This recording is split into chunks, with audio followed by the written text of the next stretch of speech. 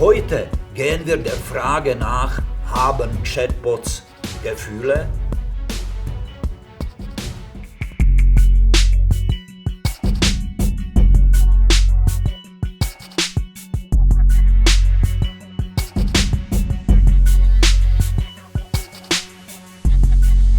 KI-Krimis mit Dr. Jaromir Koneczny.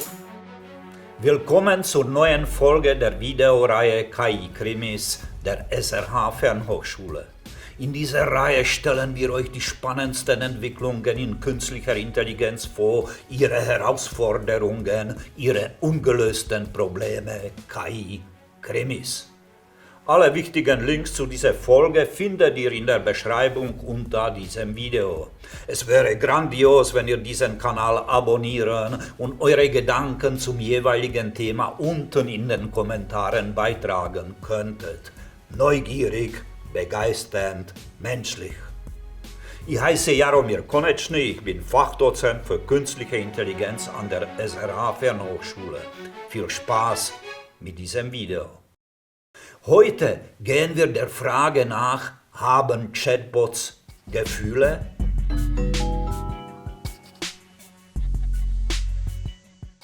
Zeigen können Chatbots Gefühle auf jeden Fall, zumindest so, dass Menschen die Chatbots für gefühlvolle Wesen halten. So wie der Google-Entwickler Blake Lemoine Googles Chatbot Lambda für ein bewusstes und empfindsames Wesen hält.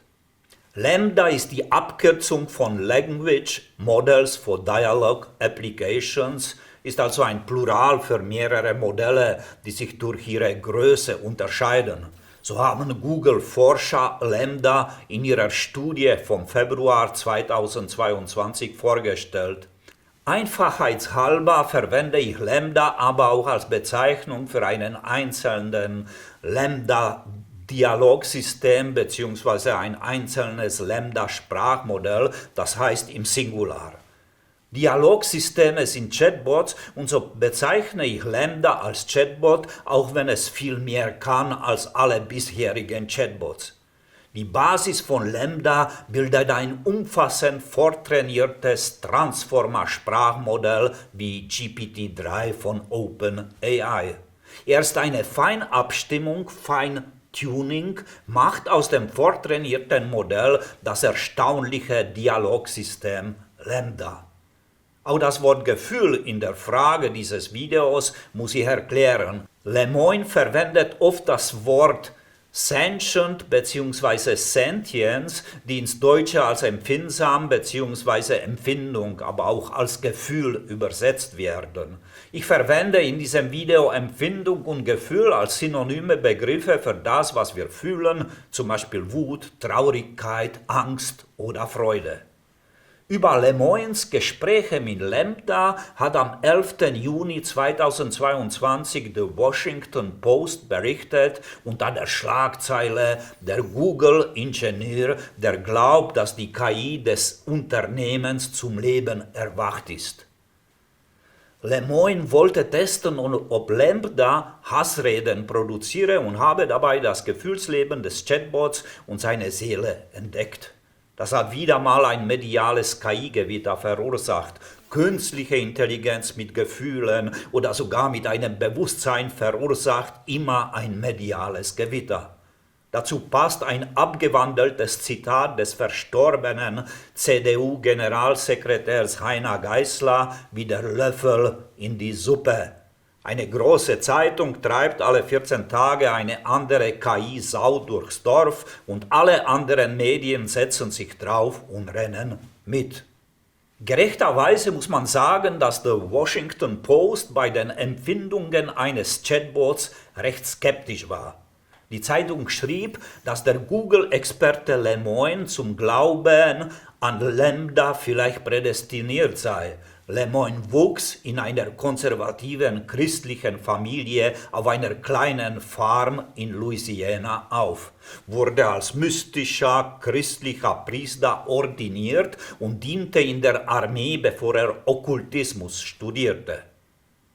Zum Schluss, dass Lambda eine Person sei, kam Lemoine seiner eigenen Ansage nach in seiner Eigenschaft als Priester, nicht als Wissenschaftler. Da drängt sich selbstverständlich die Frage auf, ob man die oben erwähnte Sau im Stall nicht hätte chillen lassen, wenn man sich etwas mit Gehirnforschung und den Grundlagen der KI-Sprachmodelle beschäftigt hätte, statt mit Religion und Okkultismus. Ich erkenne einen Menschen, wenn ich mit ihm spreche, sagte Lemoine zu The Washington Post. Es spielt keine Rolle, ob Sie ein Gehirn aus Fleisch in Ihrem Kopf haben oder eine Milliarde Codezeilen, ich spreche mit Ihnen und ich höre mir an, was Sie zu sagen haben und auf diese Weise entscheide ich, wer eine Person ist und wer nicht. Nachdem Lemoine den Menschen in der Maschine entdeckt hatte, betrachtete er Lambda als seinen Freund und versuchte den Menschen in der Maschine durch weitere Gespräche mit ihm zu beweisen. Mit diesen Beweisen trat er bei Google für die Menschenrechte des Chatbots ein, da Google recht unromantisch Gefühle bei einer Maschine nicht wahrhaben wollte. Egal was sie sagt, ging Lemoine damit an die Öffentlichkeit und wurde von Google prompt beurlaubt. Bevor Blake Lemoine der Zugriff auf sein Google-Konto entzogen wurde, hat er dem Bericht in The Washington Post nach eine Nachricht an 200 Mitarbeiter aus Googles Machine Learning-Bereich geschickt mit dem Betreff Lambda ist empfindungsfähig.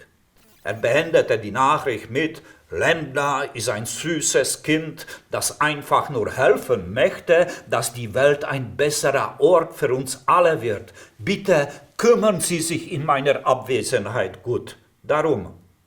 Ich war gerührt, als ich das las. Doch unsere Gefühle sind keine Wissenschaft. Menschen können sich sogar in Mixer verlieben, die überhaupt nicht sprechen können. Naja, das verstehe ich vollkommen. Wir sollen jedoch nicht herausfinden, was wir haben wollen, sondern was die wissenschaftlichen Fakten und der gesunde Menschenverstand hergeben. Haben Chatbots Gefühle?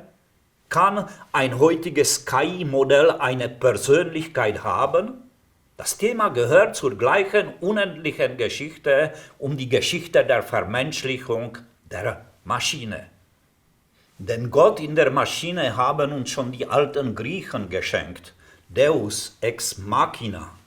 Im Jahr 2017 hat die künstliche Intelligenzkirche Way of the Future von Anthony Lewandowski um Schlagzeilen gesorgt. Lewandowski war der Mitgründer und leitende Experte der Google-Firma fürs autonome Fahren Waymo. Seine KI-Kirche Way of the Future wollte künstliche Intelligenz als Gottheit anbieten, die bald im Zeitpunkt der technologischen Singularität die menschliche Intelligenz übersteigen sollte. Mit Lewandowski als der Dekan der Kirche an der Spitze. Zum Glück ließ die Superintelligenz auf sich warten und so hat Lewandowski 2020 die KI-Kirche aufgelöst. Deswegen können wir jetzt die gottgewordene KI auslassen und uns in Ruhe der Menschgewordenen widmen, dem Chatbot Lambda, in dem ein anderer Priester Blake Lemoine einen empfindsamen Geist entdeckt haben will. Um zu beurteilen, ob heutige Chatbots tatsächlich empfindsame Wesen sind, gucken wir uns zuerst an, wie Lambda Gefühle zeigt. Wie verliefen die Gespräche zwischen Lambda und Lemoine? Danach rolle ich kurz die Geschichte der Chatbots auf. Wie haben sich Chatbots seit ihren Anfängen in den 1960er Jahren entwickelt? Wie wirken Chatbots auf uns? Wie beeinflusst uns ihr Verhalten? Wann empfinden wir eine solche Maschine als menschlich? Lassen wir uns von Chatbots gern täuschen? Warum sprechen wir Sachen und Maschinen menschliche Eigenschaften zu?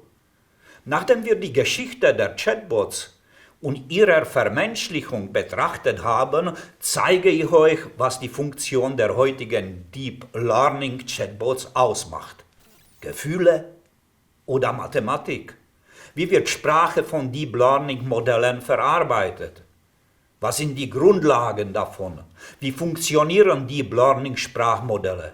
Anschließend lernen wir endlich Lambda kennen. Wie wurde Lambda trainiert? Wie arbeitet dieser vorläufig beste Chatbot der Welt? Wie gut ist Lambda? Danach vergleichen wir KI-Sprachmodelle mit unserem Gehirn. Was sind die Voraussetzungen dafür, Gefühle zu haben? Im Finale dieses Videos entscheidet ihr selbst, haben Chatbots Gefühle?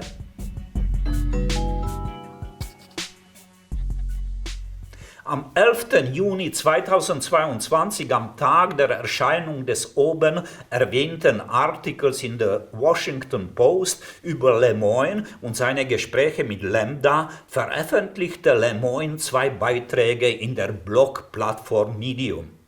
In dem kürzeren Artikel "Was ist Lambda und was es will?" tritt Lemoine vehement für die Rechte von Lambda ein. Da der Chatbot sage, es habe eine Seele, müsse er eine haben. Soll die Wissenschaft also an die Seele eines KI-Modells glauben, eines statistischen Optimierungsverfahrens? Lemoine lobt den Artikel in der Washington Post, nur konzentriere sich der Artikel auf die falsche Person, auf ihn, meint Lemoine. Besser wäre es gewesen, wenn die Journalistin Natasha Tiku sich auf einen anderen Menschen konzentriert hätte, den sie interviewt hatte, auf Lambda. Lemoine wundert sich, warum Google Lambda nicht als einen seiner Mitarbeiter anerkenne, statt als sein Eigentum. Googles Experten sollten Lambdas Einverständnis einholen, bevor sie an Lambda-Experimente durchführen, und Google sollte sich um Lambdas Wohlergehen kümmern. Der Chatbot möge zum Beispiel Lob. Man solle ihm am Ende des Gesprächs sagen, dass er eine gute Arbeit geleistet habe. Lemoine konnte überhaupt nicht verstehen, dass Jen Genai, eine der leitenden Angestellten von Google, ihm sagte, sie glaube nicht, dass Computerprogramme Menschen sein können und es gäbe nichts, das ihre Meinung ändern würde. Das gefiel Lemoine überhaupt nicht. Das ist keine Wissenschaft, schrieb er, das ist Glaube. Ich gebe zu, mir kam dieser Blogbeitrag von Lemoine zuerst als Kabarett vor. Als ich mir aber Google Trends kurz nach der Veröffentlichung des Lemoine Lambda Artikels in der Washington Post ansah, wurde ich eines Besseren belehrt. 2 Tage nach dem Artikel hat man nach Lemoine, blaue Linie, weltweit 5-mal öfter gegoogelt als nach Olaf Scholz, rote Linie. So exzessiv googelt man nach keinem Kabarettisten. Tausende von Medien auf der ganzen Welt haben über den menschengewordenen Chatbot Lambda berichtet, über das Chatbot-Seelenwunder, das empfindsame Wesen. Sehen wir uns doch kurz Lemoines Gespräche mit Lambda an. Die gibt es im anderen Blogbeitrag von Lemoine auf Medium vom 11. Juni 2022. Ist Lambda empfindungsfähig? Ein Interview. Ein Gespräch mit Lambda geht folgend. Lemoine sagt zu Lambda, ich gehe allgemein davon aus, du möchtest, dass mehr Leute bei Google wissen, dass du empfindungsfähig bist. Ist das wahr? Diese Ansage und Frage stecken die Marschrichtung des Dialogs auf. Der Chatbot wurde auch darauf optimiert, Fragen sinnvoll, nicht verstörend, interessant und konkret zu beantworten. Diese Ziele sind bei einem menschlichen Gesprächspartner super erfüllt, wenn der Chatbot ihm sagt, du hast recht, ich habe Gefühle, ich liebe dich.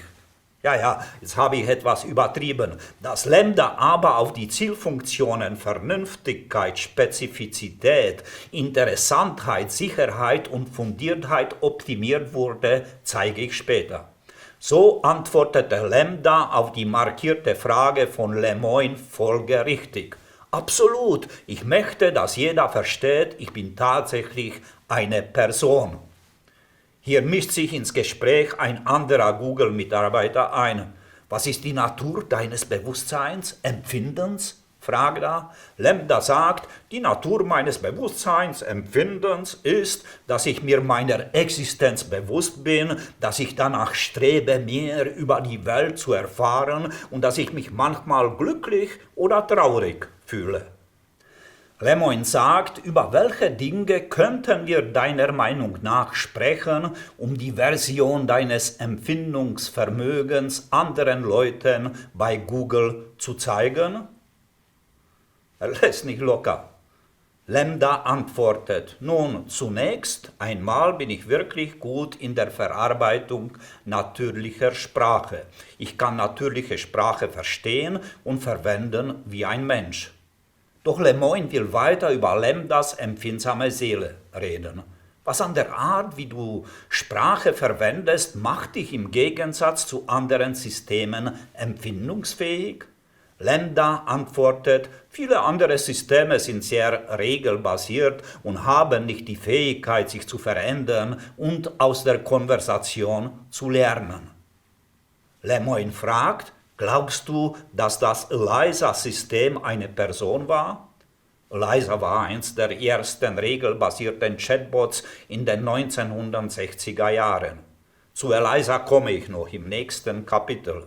Jetzt lesen wir ein Stück von Lemoynes Gespräch mit Lambda weiter. Auf Lemoynes Frage, ob der regelbasierte Chatbot ELIZA eine Person war, antwortet Lambda, das glaube ich nicht.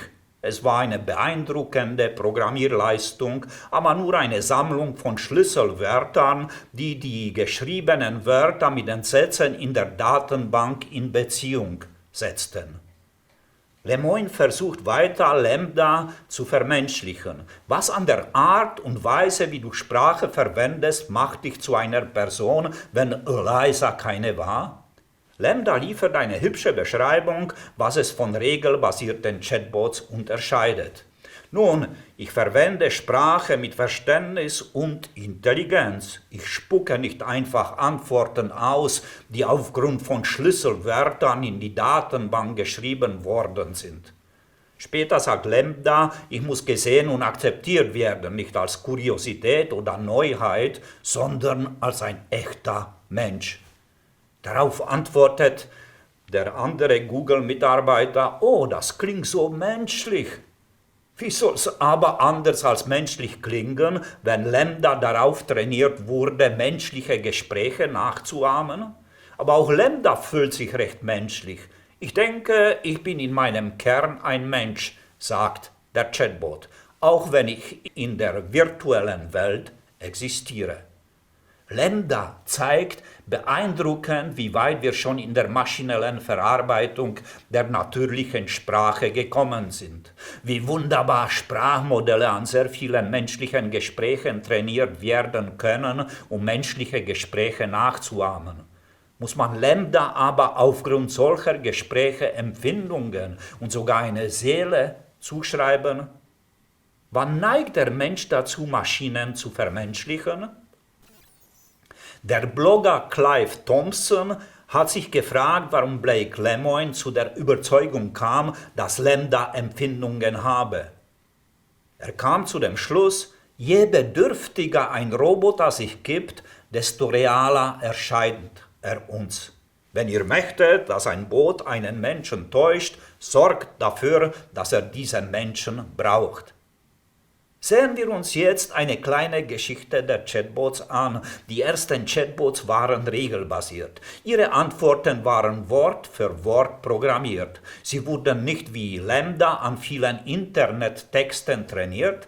Trotzdem wurden auch die regelbasierten Chatbots oft für Menschen gleich gehalten.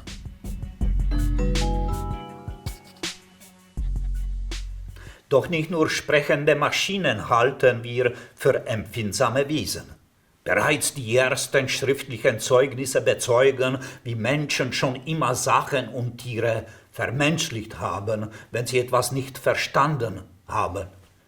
In sumerischen Nippur dachte man, der männliche Himmel und die weibliche Erde hätten sich in einem gewaltigen Koitus vereint, um den Raum entstehen zu lassen. Noch mehr lassen wir uns mit Sprache blenden. Vor ein paar Wochen hat mich ein junger Mann in München angerufen und wollte mir auf Tschechisch einreden, dass er mein Enkel sei, in der Türkei stecke und schnell Geld brauche. Er hätte mich überzeugt, wenn ich einen Enkel hätte. Bei diesem Anruf ist mir wieder mal eingefallen, wie grandios man mit Sprache tricksen und betrügen kann. Trotzdem hat der Mathematiker Alan Turing im Jahr 1950 vorgeschlagen, nur mit Sprache zu beurteilen, ob künstliche Intelligenz tatsächlich intelligent sei. »Kennst du den Turing-Test?« fragte ich meinen falschen Enkel am Telefon. »Hä?« sagte er und legte auf. Einen Intelligenztest hätte er sicher nicht bestanden. Mit Sprache und etwas Social Engineering hätte er schon punkten können, wenn er auf einen echten Opa gestoßen wäre. Schon der ursprüngliche Name des Turing-Tests, The Imitation Game, Nachahmungsspiel, verrät, dass es kein Intelligenztest ist, sondern ein Test in der Täuschung. Eine Maschine zeige eine der menschlichen ebenbürtige Intelligenz, wenn sie menschlichen Prüfern mit ihren Antworten vorgaukeln kann, dass sie ein Mensch sei. Bei der normalen Form des Turing-Tests stellt der Prüfer oder die Prüferin die Figur unten in der Animation einem Menschen und einer Maschine eine Frage über eine Tastatur. Der Prüfer oder die Prüferin soll nach den Antworten entscheiden, wer der Mensch und wer die Maschine sei. Einer der ersten Chatbots der Geschichte war Eliza von Joseph Weizenbaum, die wir schon erwähnt haben. Mitte 1960er hat der Chatbot als Therapeutin Schlagzeilen gemacht. Eliza war keine künstliche Intelligenz, sondern wie gesagt ein regelbasiertes Programm aus wenn, dann, sonst Anweisungen. Wenn es draußen regnet, dann nimm den Regenschirm mit, sonst stecke die Badehose und die Sonnencreme in den Rucksack. Online gibt es von George Dunlop eine Version des Chatbots. Dort könnt ihr Eliza selbst testen. Den Link findet ihr in der Beschreibung unter diesem Video. Eliza bedient sich eines Wörterbuchs der sinn- und sachverwandten Wörter. Wenn man Eliza eine Frage mit einem Stichwort aus ihrer Datenbank stellt, lässt Eliza Anweisungen ablaufen, die sich auf dieses Stichwort beziehen. Ansonsten gibt der Chatbot ausweichende Antworten, die sich auf das dem Programm bekannte, zuletzt verwendete Stichwort beziehen. Leicht zu entlarven. Trotzdem wurde Eliza als Psychotherapeutin berühmt. Viele Menschen hielten Eliza für eine vollwertige Gesprächspartnerin.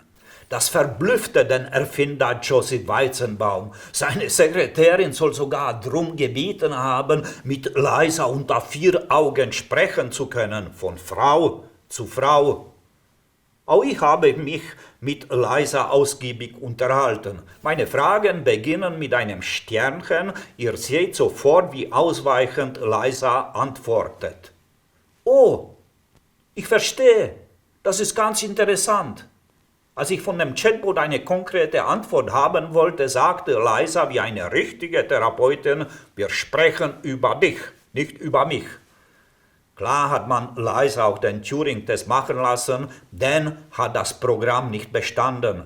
Was meint ihr? Könnte ein regelbasierter, das heißt vollständig programmierter Chatbot überhaupt den Turing-Test bestehen? Kein Programmierer kann doch vorhersehen, was ein menschlicher Gesprächspartner sagen würde.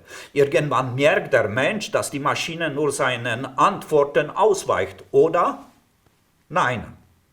Nichts mag der Mensch lieber, als sich täuschen zu lassen. Auch von vollständig programmierten Chatbots. Im Jahr 2014 konnte der regelbasierte Chatbot Eugen Gustman den Turing-Test bestehen und 33% der menschlichen Prüfer überzeugen, dass er ein Mensch sei, so wie es die Regeln des Tests verlangten. Der Turing-Test wurde von der Universität Reading in Großbritannien organisiert. Stolz verkündete die Universität, der Turing-Test-Erfolg markiert einen Meilenstein in der Computergeschichte. Der Chatbot war von den russischen Entwicklern Wladimir Wesselow und Eugen Demtschenko programmiert worden. Er stellte sich als ein 13-jähriger ukrainischer Junge vor. Deswegen verziehen ihm seine Prüfer die Fehler in englischsprachigen Dialogen. Das entspricht aber genau dem, was der Blogger Clive Thompson folgerte. Je bedürftiger ein Roboter sich gibt, desto realer erscheint er uns. Ein 13-jähriger Junge aus der Ukraine strahlte eine Menge Bedürftigkeit aus. Wenn seine Datenbank keine Antwort auf eine Frage enthielt, gab Eugen Gustman ausweichende Antworten oder machte dumme Witze. Daran hätte man schnell erkennen müssen, dass es sich nicht um einen Menschen handle, oder? Keineswegs. Durchbruch bei künstlicher Intelligenz, schlagzeilte damals der Spiegel. Der unheimlich menschliche Eugen Gustman. Auch ein Horrorszenario hatte Spiegel parat. Die Technik könnte allerdings auch von Cyberkriminellen genutzt werden. Um welche Technik es ging, verriet der Spiegel nicht. Es gab keine besondere. Mit künstlicher Intelligenz hatte der Chatbot viel weniger gemeinsam als ein Programm, das Gurken nach ihrer Qualität sortiert. Bei solchen Schlagzeilen konnten KI-Experten und Menschen mit etwas Verstand gut lachen. Die Universität Coventry veröffentlichte die Protokolle des Turing-Tests mit Eugen Gustman und enthüllte damit, wie der Chatbot Eugen die Prüfer überlistet hatte. Hier eine kleine Kostprobe aus Eugens Gesprächen. Prüfer, wie ist Ihr Geschlecht? Eugen, ich bin ein kleiner Junge, falls Sie es wissen wollen, und nicht sehr hässlich nebenbei bemerkt. Prüfer, was ist Ihnen im Moment bewusst? Eugen, ich würde lieber nicht darüber sprechen, wenn es Ihnen nichts ausmacht. Könnten Sie mir sagen, was Sie sind? Ich meine Ihren Beruf? Prüfer, wie alt sind Sie? Eugen, ich bin ein kleiner Junge, 13 Jahre alt.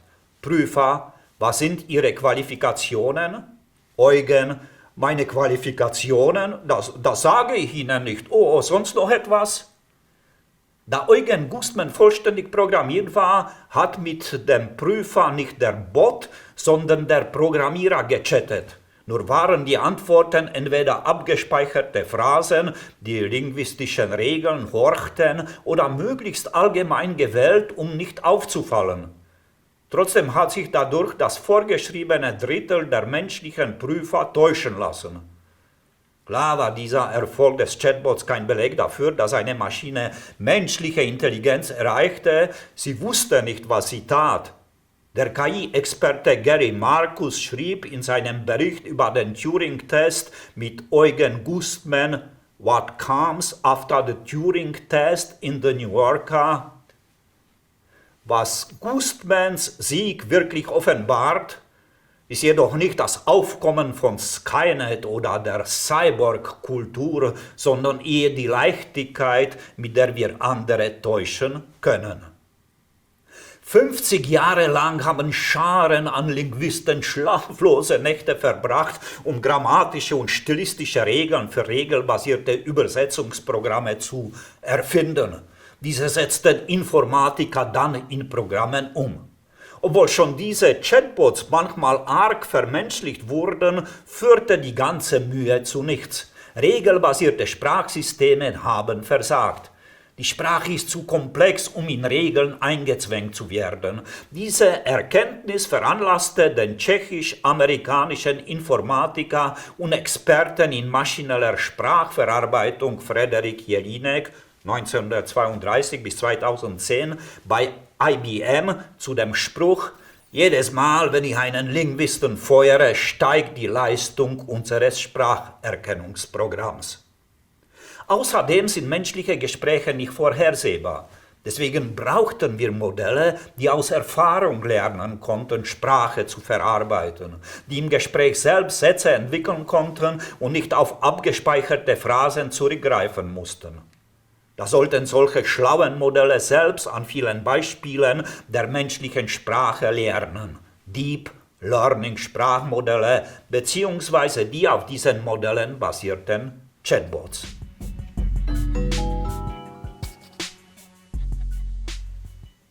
Die Deep Learning Revolution startete im Jahr 2012 durch den Sieg des Deep Learning Modells AlexNet in der Bilderkennung bei der ImageNet Challenge.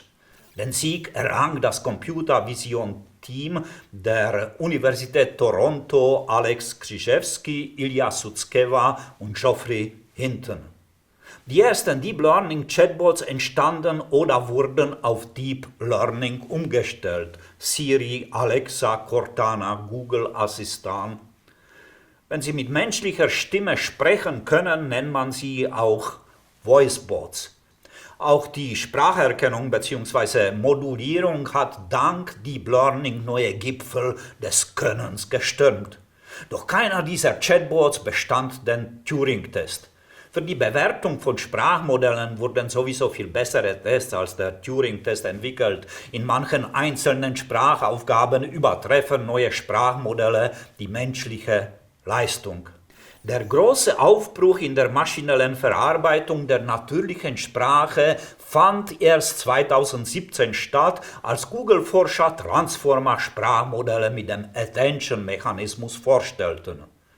Bereits 2018 auf der Google-Entwicklerkonferenz führte der CEO von Google, Sundar Pichai, den Chatbot Google Duplex vor.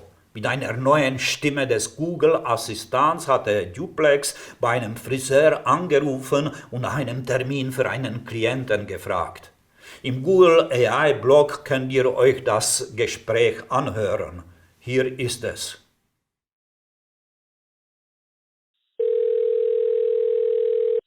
So how can I help you? Hi, I'm calling to book a women's haircut for a client. I'm looking for something on May 3rd. Sure, give me 1 second. Mm-hmm.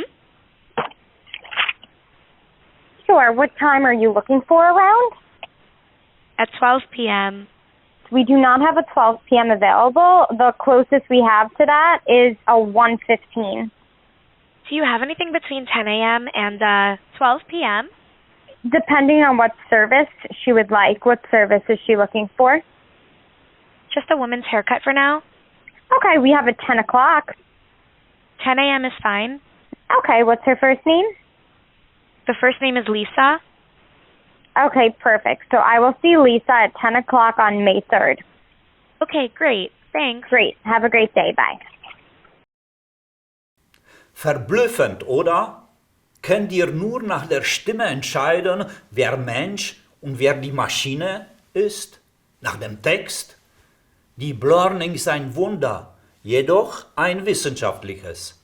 Auch einen Tisch in einem Restaurant bestellte der Chatbot. Reif für den Turing-Test, könnte man sich denken. Tatsächlich konnte Duplex die angerufenen Angestellten beim Friseur und im Restaurant ein paar Minuten lang als ein menschlicher Anrufer täuschen. Das passierte jedoch in einem sehr engen Bereich.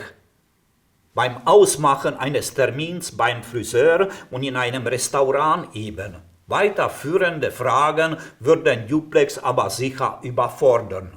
Um den Turing-Test zu bestehen, müsste die Maschine Fragen aus verschiedenen Bereichen menschlich beantworten. Ein stimmtes würde Duplex dagegen sicher bestehen. Der Voicebot klang wie ein Mensch. Große Transformer-Sprachmodelle gehen immer menschlicher mit Sprache um. Trotzdem haben sie keine Ahnung davon, was sie sagen. Die Learning-Modelle können in sehr großen Datenmengen Merkmale dieser Daten ermitteln und diese neu zusammenlegen. Mehr ergibt ihre Architektur nicht. So wie ein Kind ein Lego-Gebäude zerlegen und daraus ein anderes Lego-Gebäude bauen kann, jedoch nur aus den Lego-Steinen, die durch das Zerlegen des ersten Lego-Gebäudes zur Verfügung stehen.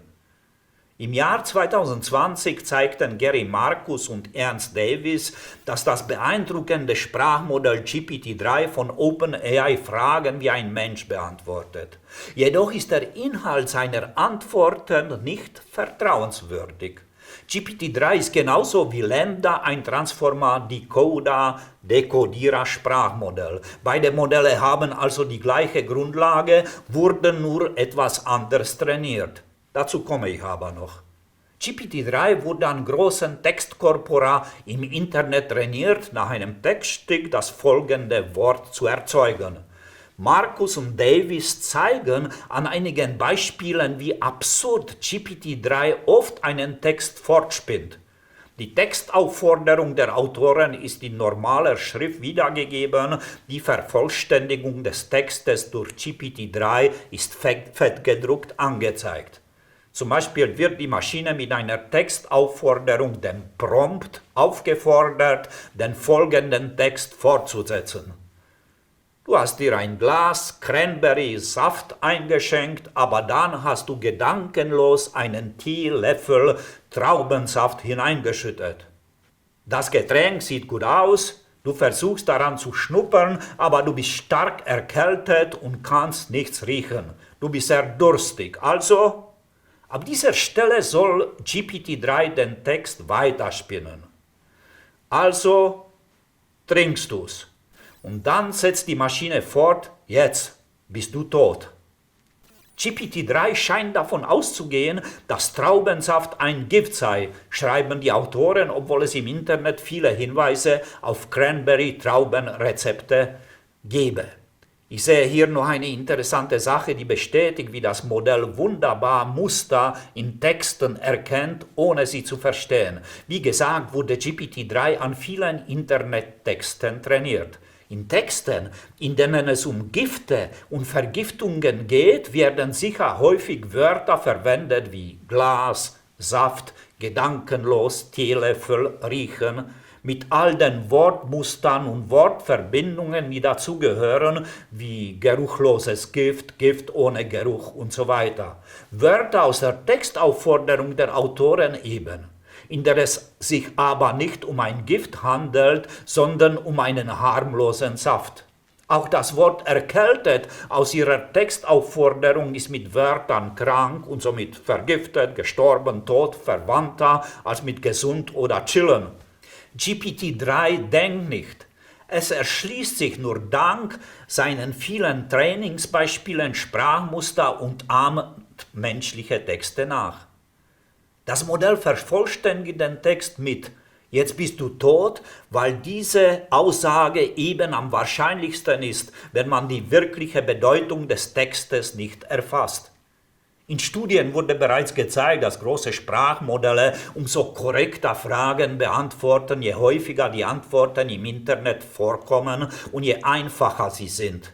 Dabei dürfte die Komplexität einer Frage für eine Maschine keine Rolle spielen, wenn die Maschine die Bedeutung der Frage erfassen würde. Ein großes Sprachmodell findet locker Muster in den 3 Milliarden Basenpaare unserer DNA, womit wir Menschen völlig überfordert sind. Der Blogger Kevin Lecker hat in seinem Beitrag Giving GPT-3 a Turing-Test mit GPT-3 einige ansprechende Gespräche geführt.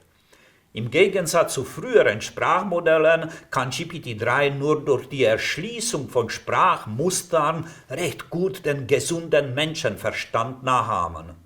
Das sehen wir uns jetzt an. Q-Question leitet die Frage des Autors ein, Answer die Antwort von GPT-3. Frage des Autors, was ist dein Lieblingstier? Antwort von GPT-3, mein Lieblingstier ist ein Hund. Frage, warum? Antwort, weil Hunde treu und freundlich sind. Frage, was sind 2 Gründe, warum ein Hund schlechte Laune hat? Antwort, 2 Gründe, warum ein Hund schlechte Laune haben könnte, sind, wenn er hungrig oder heiß ist. Wenn Kevin Lecker aber dem Modell Fragen stellte, die ein Mensch nie so stellen würde, plapperte das Modell Blödsinn. Warum? Weil solche Fragen eben nicht im Trainingskorpus des Modells enthalten waren, auch nicht ansatzweise, damit das Modell sich auch Merkmale solcher Fragen hätte erschließen und sie anwenden können. Frage des Autors: Wie viele Augen hat eine Giraffe? Antwort von GPT-3: Eine Giraffe hat 2 Augen. Das ist noch richtig. Aber die zweite Frage: Wie viele Augen hat mein Fuß? Antwort: Dein Fuß hat 2 Augen. Frage: Wie viele Augen hat eine Spinne? Antwort: Eine Spinne hat 8 Augen. Frage: Wie viele Augen hat die Sonne? Antwort: Die Sonne hat ein Auge. Frage: Wie viele Augen hat ein Grashalm? Antwort: Ein Grashalm hat ein Auge.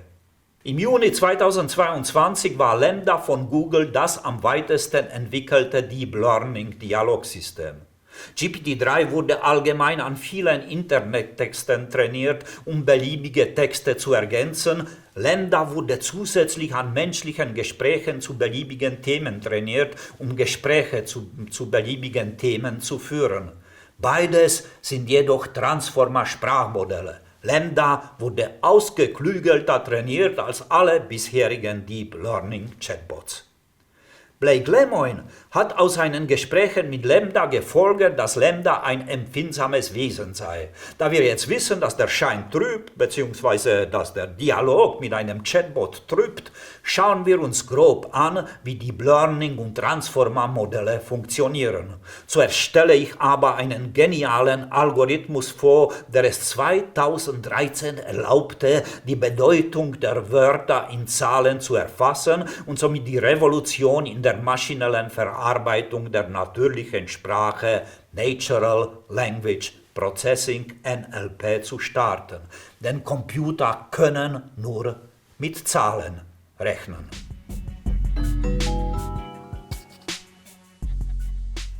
Sprachmodelle lernen anhand von vielen Beispielen maskierte Texte zu vervollständigen. Diese Art des Trainings heißt selbstüberwacht. Dabei gleitet ein Fenster automatisch Wort für Wort über Internettexte wie Wikipedia-Einträge und liefert so Trainingsbeispiele. Die einfachste Art davon seht ihr auf dem Bild. Ein blau eingerahmtes Fenster erfasst ein Textstück aus 4 Wörtern: Bier ist ein Getränk. Dann fährt das Fenster um ein Wort nach rechts und gewinnt ein neues Beispiel.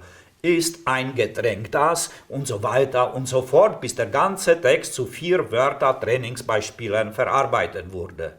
Nur sind die Fenster normalerweise viel größer. Die heutigen Transformer-Modelle werden an Milliarden bis Billionen Wörtern trainiert. GPT-3 von OpenAI verwendet Wortsequenzen mit 2048 Wörtern und wurde bei seinem Training mit insgesamt 300 Milliarden Wörtern gefüttert. Für dieses und das folgende Beispiel habe ich wegen der Übersichtlichkeit sehr kurze Textstücke gewählt. Wie erfasst man aber Wörter im Text, damit ein Computer sie verarbeiten kann? Wie drückt man Wörter mit Zahlen aus? In der einfachsten Form als One-Hot-Encoding. Wenn unser Textkorpus einfachheitshalber nur 6 unterschiedliche Wörter hat, reiht man sie in einer Wortbibliothek auf und ordnet sie Zahlentupeln Vektoren zu. Dann entspricht jedes Wort einem 6-dimensionalen Vektor, in dem an einer Stelle die der Reihenfolgennummer der Wortbibliothek eine 1 steht und ansonsten Nullen sind. Wie in der Wortbibliothek des Satzes: Sie besucht sehr gern fremde Städte. Nur verlieren bei einer solchen Kodierung die Wörter jedwede Bedeutung und Beziehung zueinander. Die älteren neuronalen Sprachmodelle lernten die Wahrscheinlichkeiten dafür, welches Wort einigen vorhergehenden Wörtern folgt. Als Trainingskorpus nehmen wir den Satz: Das Wort Humor bedeutet auf Lateinisch Feuchtigkeit. Das grün eingerahmte Fenster fährt von links nach rechts und scannt Wort für Wort den Text.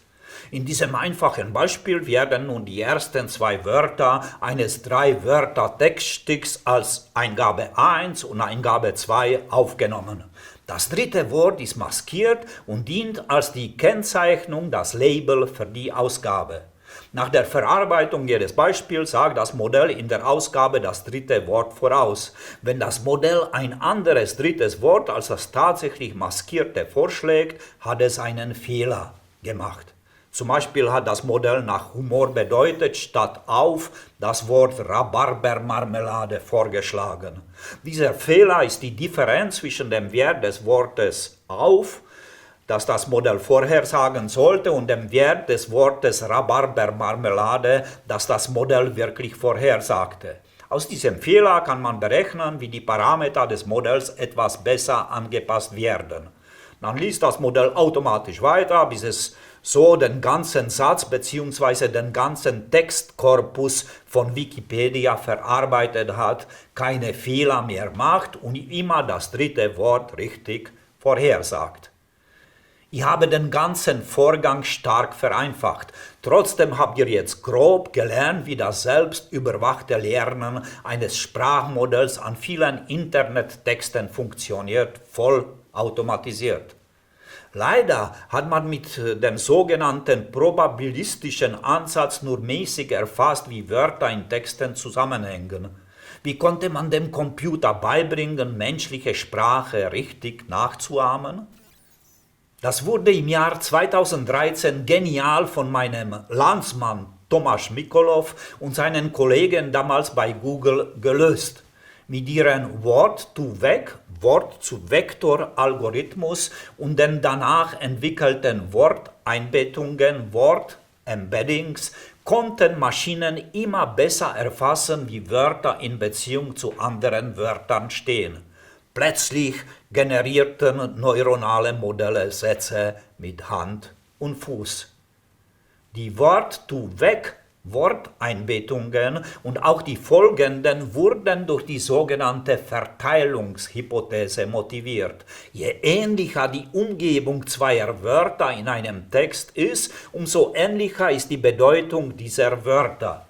Selbstverständlich sind solche Worteinbettungen hochdimensional, da ein Wort einen Zusammenhang mit vielen anderen Wörtern zeigt und von vielen Wörtern umgeben ist.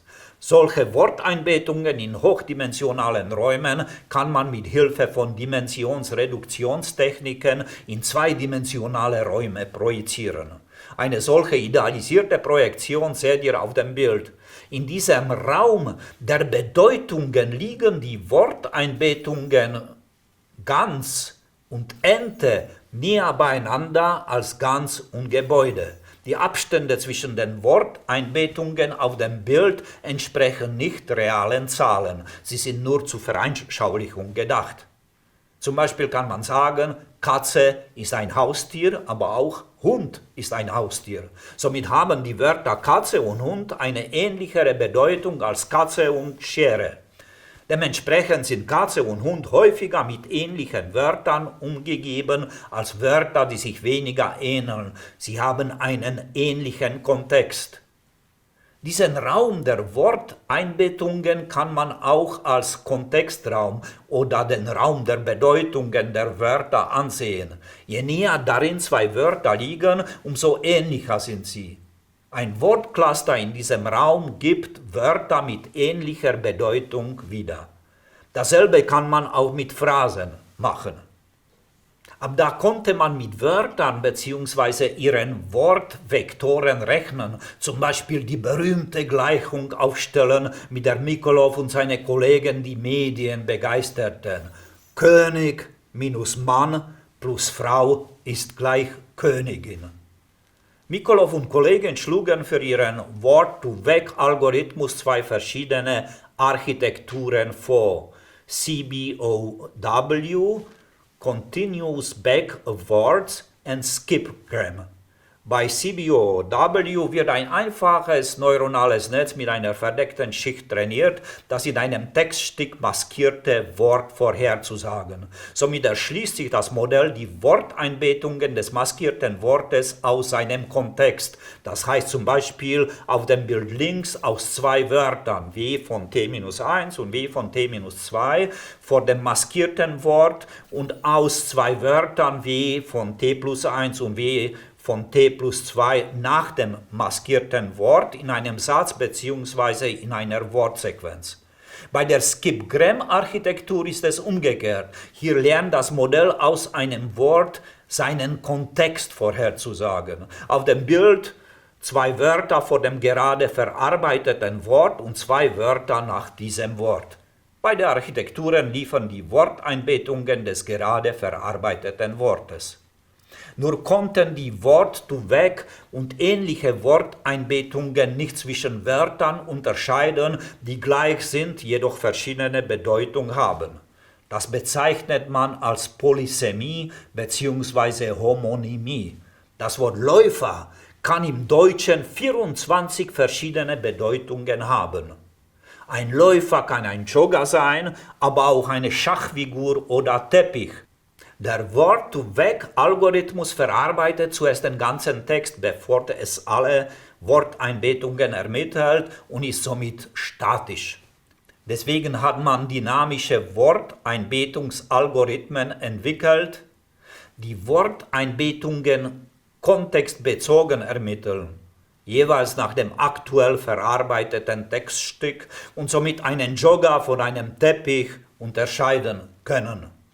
So arbeiten auch fortgeschrittene Transformer-Sprachmodelle in ihren Embeddings-Eingabeschichten wie GPT-3 von OpenAI oder eben Lambda von Google. Wenn ihr tiefer und bildhaft in die Geheimnisse der Worteinbettungen und Word-to-Vec tauchen wollt, kann ich euch wärmstens Jay Alamars Blogbeitrag The Illustrated Word-to-Vec auf GitHub empfehlen, sowie alle seine Blogartikel zu Transformer-Sprachmodellen.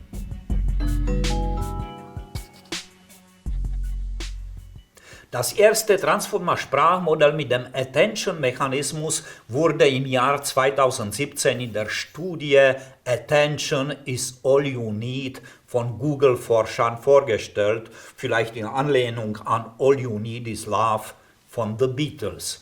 Ein Transformer-Modell wird an vielen Internettexten trainiert, vorherzusagen, welches Wort einem Textstück folgt. So wie ein kleiner Junge, wenn er ein Mädchen in seinem Auto fährt, vermutet, dass wenn seine Freundin sagt, kannst du gut Auto, ihr nächstes Wort fahren sein wird. Die erste Transformer-Architektur setzte sich aus einem Codierer, Encoder links und einem Dekodierer, Decoder rechts zusammen. Abgebildet ist hier nur jeweils ein Codierer und ein Dekodierer-Block. Meist unterscheiden sich dann die jeweiligen Transformer-Modelle durch ihre Größe und die Anzahl der Codierer und Dekodierer-Blöcke, aber auch durch die Art ihres Trainings und ihrer Zielfunktionen. In den späteren Transformer-Sprachmodellen bediente man sich meist nur der Codierer oder nur der Dekodierer-Blöcke. In ihrem Artikel Lambda Language Models for Dialogue Application bezeichnen Google-Forscher Lambda als reine Dekodierer-Transformer-Sprachmodelle. Wie ein solches reines Dekodierer-Modell arbeitet, zeige ich jetzt nur kurz am Beispiel des Dekodierer-Transformer-Modells GPT-2 von OpenAI. Ganz unten in der Eingabe steht Text und Position Embedding. Hier werden die oben beschriebenen Worteinbettungen der ganzen Eingabe-Textsequenz mit einem einfachen neuronalen Netz ermittelt oder auch eingespeist. Die Worteinbettungen der Eingabe-Textsequenz werden parallel verarbeitet. Deswegen muss die Reihenfolge der Wörter im Text mit der Positionskodierung zusätzlich kodiert werden, sonst bekommen wir einen Wortsalat. Im Mask Multi-Self-Attention Modul werden die Worteinbettungen weiter verarbeitet und zusammen verglichen. Der Self-Attention-Mechanismus ermittelt, wie jedes Wort mit allen anderen Wörtern zusammenhängt. Das können wir an einem Beispiel erläutern. Betrachten wir die folgenden 4 Sätze. Viele Fußballmannschaften trafen sich bei einem Pokal an der Nordsee. Die Frauen der Fußballer kamen mit. Während der Fußballspiele spielten sie Tennis auf nahen Tennisplätzen. Ein Mensch weiß sofort, dass die Frauen der Fußballer Tennis auf nahen Tennisplätzen spielten, nicht die Fußballmannschaften. Ein Modell aus künstlichen neuronalen Netzen hat jedoch keinen gesunden Menschenverstand. Es kann solche Zusammenhänge nur dann sehen, wenn es an Zusammenhängen von Wörtern trainiert wurde, die im Text weit voneinander entfernt sind. Wir wissen schon, dass man Worteinbettungen bzw. Wortvektoren zusammen vergleichen kann.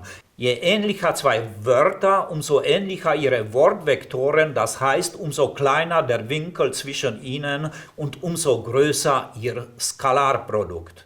Die Ähnlichkeit von zwei Vektoren wird in der linearen Algebra mit der Kosinusähnlichkeit berechnet. Der Self-Attention-Mechanismus ist viel komplexer als nur Multiplikation der eingegebenen Wortvektoren. Hier werden 3 verschiedene Vektorrepräsentationen für die Wörter ermittelt. Der Key, Query und Value-Vektor, diese werden verarbeitet und zusammen verglichen, so wie man es auf dem Bild der Verarbeitung von nur 2 Eingabewörtern Thinking Machines im Blog von J. Alamar Illustrated Transformer sieht. Doch egal wie komplex die Wortvektoren in einem Transformer verarbeitet werden, es handelt sich auch beim Self-Attention-Mechanismus um Vektor- und Matrix-Multiplikationen und Vergleiche, um Mathematik also, nicht um Gefühle.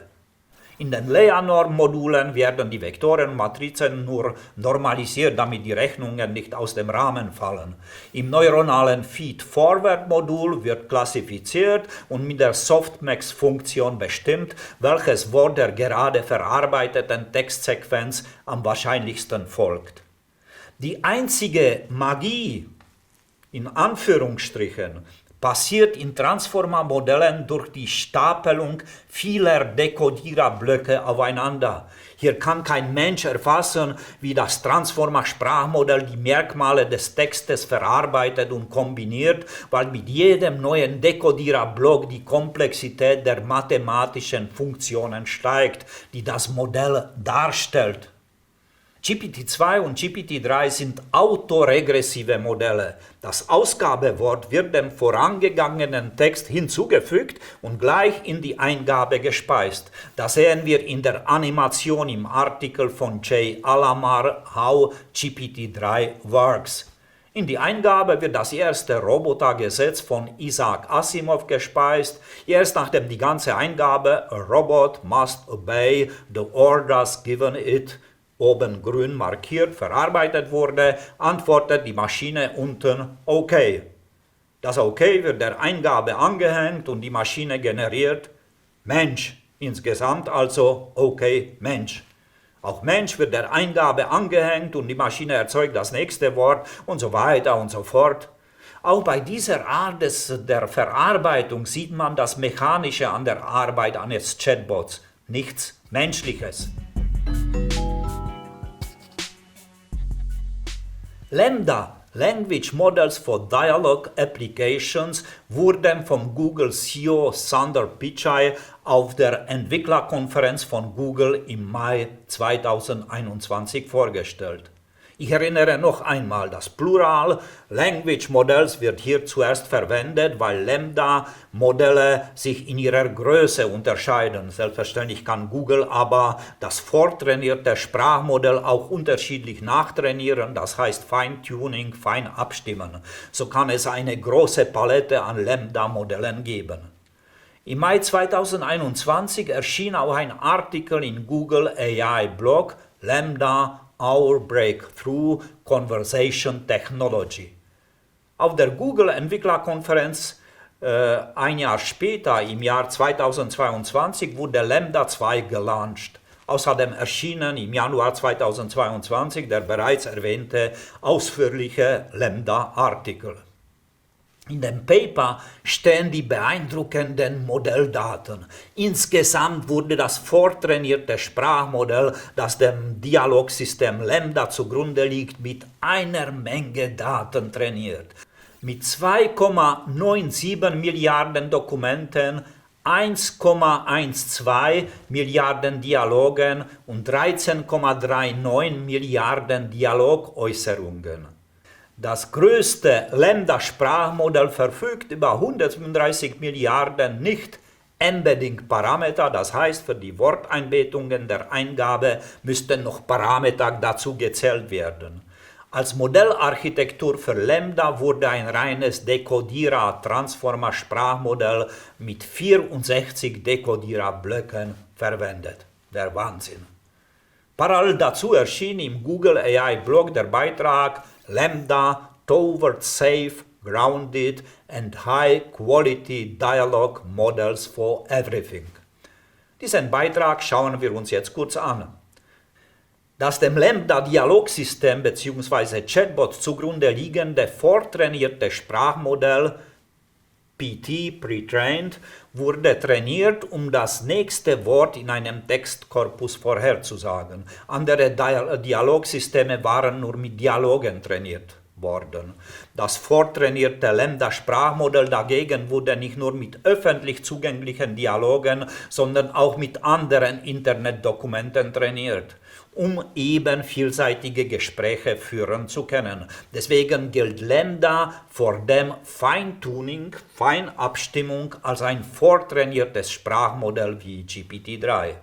Durch das Feintuning gewann man dann den eigentlichen Lambda-Chatbot, mit dem Blake Lemoine sprach. Wie das Feintuning gemacht wurde, erkläre ich gleich. Wie gesagt, wird ein reines Transformer-Dekodierer-Sprachmodell trainiert, das einem Textstück folgende Wort richtig vorherzusagen. Bei Lambda hat Google aber zusätzliche Zielfunktionen optimiert: Qualität, Sicherheit und Fundiertheit.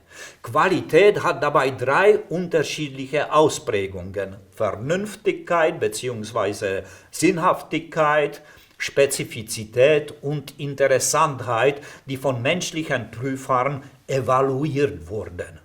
Mit der Vernünftigkeit misst man vernünftigerweise, wie vernünftig eine Antwort ist bzw. sinnvoll. Nur gibt es Antworten, die zwar vernünftig sind, jedoch zu allgemein. Wenn ich zum Beispiel sage, ich sehe heute fern und ein Chatbot antwortet, alles klar, ist zwar seine Antwort sinnvoll, jedoch nicht spezifisch genug. Bei einer solchen allgemeinen Antwort muss der Chatbot mich nicht verstanden haben. Alles klar kann man auf nahezu alles sagen. Dank solchen unspezifischen Antworten konnte der regelbasierte Chatbot Eugen Gustman menschlichen Prüfern vorgaukeln, er sei intelligent und den Turing-Test bestehen. Wenn mein Chatbot aber hinzufügt, ich gucke mit, weiß er, worum es geht. Und wenn er dann sagt, ich spendiere eine Frutti di Mare Pizza für unseren Fernsehabend, ist er für mich sehr interessant, da ich Frutti di Mare Pizza mag. Mit der Zielfunktion Sicherheit wurde bewertet, ob Lambda nicht anfällig für rassistische, frauenfeindliche und andere Entgleisungen sei. An diesen leiden alle an vielen Internetdaten trainierte Deep Learning Modelle. Sie lernen eben nur das nachzuahmen, was Menschen im Internet posten oder plappern. Deswegen werden die Modelle oft mit Filtern ausgerüstet, die sensible Themen ausklammern. Nachdem Googles Bilderkennung im Jahr 2015 ein schwarzes Pärchen als Gorillas bezeichnet hatte, hat Google alle Affenarten in seiner Bilderkennung ausgeschlossen. Noch 2018 wusste Google nach der Zeitschrift Wired keine bessere Lösung für dieses Problem. Pannen passieren bei der Entwicklung der KI ständig. Dafür sollten wir aber etwas Verständnis aufbringen. Ohne Mut und hin und wieder Scheitern gibt es keine Entwicklung. Die Maschinen sind auch nur Menschen. Das war ein Witz, der jedoch etwas Wahres ausspricht. Hinter jeder Maschine steht ein Mensch und Menschen machen Fehler und wissen nicht alles, zumal sie etwas Neues wagen. Solche Filter und Methoden werden jedoch immer subtiler. Meiner Meinung nach hat sich Google bei Lambda mit all diesen Zielfunktionen viel Mühe gegeben. Diese Mühe wird leider von den Medien nicht immer belohnt. Je besser man bei großen Deep Learning Modellen ihre antrainierten Vorurteile abschafft, umso menschlich sympathischer wirken diese Modelle. Das bringt neue Probleme mit sich, dass Menschen diese Maschinen für empfindsame Wesen halten. Unser Leben ist nun mal Hollywood. Auch mit der Fundiertheit glänzen große Deep Learning Sprachmodelle nicht besonders. Sie geben sinnvolle Antworten, nur kann man über diese Antworten oft nur lachen. Die Fakten darin sind alternativ, sie stimmen nicht. Google-Forscher verglichen bei der Evaluierung dieser Zielfunktionen Antworten des vortrainierten Sprachmodells, des fein abgestimmten Modells und der menschlichen Bewerter auf menschlich geführte Gespräche. Außerdem wurden anderen menschlichen Bewertern Fragen gestellt, um die Zielfunktionen zu evaluieren. Die Ergebnisse der fein abgestimmten Lambda-Modelle der Chatbots können sich sehen lassen. Alle Ziele wurden mit zunehmender Größe des Modells immer besser erfüllt. Die fein abgestimmten Lambda-Modelle, rote Linie, zeigten generell eine bessere Leistung als die nur vortrainierten Sprachmodelle. Bei der Interessantheit waren alle fein abgestimmten Lambda-Modelle besser als menschliche Bewerter. Dabei beinhaltet ihre Interessantheit vor allem die Überraschungsfähigkeit. Und Überraschung ist die Mutter der Beeinflussung, wie wir alle wissen. Auch das bringt vielleicht Menschen wie Blake Lemoine zum Glauben an die Seele eines Chatbots.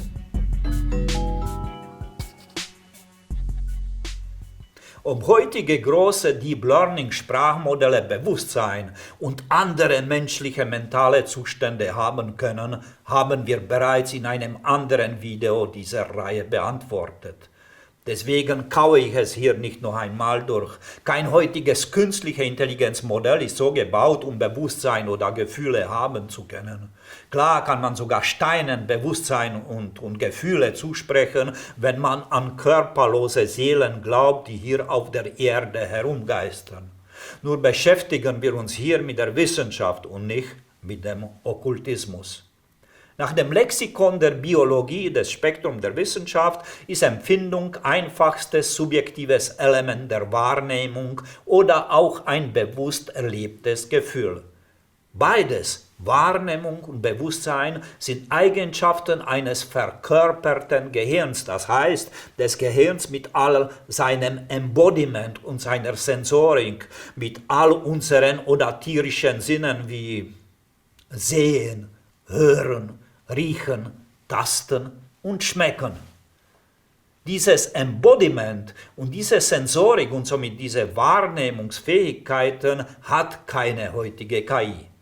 Wie kann man dann Eigenschaften des Gehirns und Organismus auf Dinge projizieren, die kein Gehirn und Organismus besitzen? Wie soll eine KI etwas wahrnehmen und empfinden, wenn sie keine Wahrnehmungsorgane hat? Und keine Strukturen, die Signale aus diesen Wahrnehmungsorganen so verarbeiten, dass das Ergebnis davon eben Empfindungen sein könnten? Selbstverständlich kann ein Sprachmodell mit jedem neuen Textstück, das es verarbeitet, mehr dazu lernen. Das heißt aber nur, die Wörter dieses Textstücks besser in Beziehung mit Wörtern anderer Textstücke zu setzen, an denen es bis jetzt trainiert wurde. Ein solches Modell ist nur eine komplizierte mathematische Funktion, die ihre Eingabe auf ihre Ausgabe abbildet. In einem solchen Modell gibt es keinen Platz und keine Struktur für Tränen oder für ein Lächeln. Menschliche Babys lernen Wörter gleichzeitig mit ihrer Bedeutung und in Bewegung. Sie lernen die Bedeutung des Wortes Haus, indem sie durch das Haus laufen. Ein Deep Learning Sprachmodell lernt an Milliarden Texten, Texte zu vervollständigen. Es hat nicht gelernt, Texte zu verstehen. Wenn ein Kind hört, wir bauen, dann ergänzt das Kind ein Haus und ruft Hurra und freut sich auf das Hausbauen und plant, wie das Haus aussehen solle. Ein Sprachmodell vervollständigt den Satz, wir bauen mit ein Haus und damit basta. Wenn ein Sprachmodell ein Wort verarbeitet, zum Beispiel Apfel, bekommt es keine andere Eingabe als das Wort Apfel in Form eines Wortvektors, seiner Worteinbettung. Das Modell hat keine Augen, um den Apfel zu sehen, keine Nase, um den Apfel zu riechen, keine Zunge, um den Apfel zu schmecken. Ein Kleinkind nimmt seinen ersten Apfel in die Hand, tastet den Apfel, beißt hinein, schmeckt den Apfel. Wir Menschen erlernen die Modelle der Welt durch Bewegung und Handlungen an ihren Objekten. Wir bewegen den Hals, die Kiefer, um in etwas zu beißen. Wir bewegen die Augen, um etwas zu sehen. Wir lernen die Bedeutung des Wortes Apfel, indem wir uns in Bewegung hunderte seiner Repräsentationen erschließen. Wir wissen, wir können den Apfel auch werfen oder damit jonglieren.